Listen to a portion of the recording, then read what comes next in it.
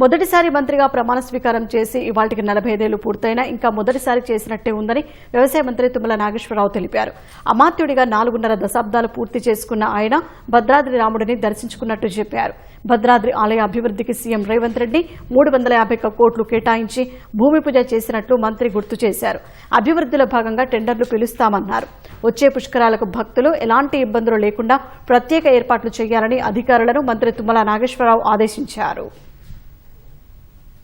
రేపు రాబోయే పుష్కరాల కల్లా ఈ భద్రాచల పట్టణంలో జరిగేటటువంటి R&B ఇరిగేషన్ వర్క్స్ కంప్లీట్ చేసి ఈ యొక్క దేవాలయ పునర్నిర్మాణ కార్యక్రమాలను కూడా ప్రారంభించి రేపు రాబోయే 3 సంవత్సరాల్లో ఈ పుణ్యక్షేత్రాన్ని ఆ రామాలయాన్ని పునరుద్ధరించి గోదావరి నదీ పారివాహక ప్రాంతంలో ఉన్న బాసలు కావచ్చు, ధర్మపురి నరసింహస్వామి కావచ్చు, కొండగట్టు ఆంజనేయ స్వామి కావచ్చు, భద్రాద్రి రాముడు కావచ్చు.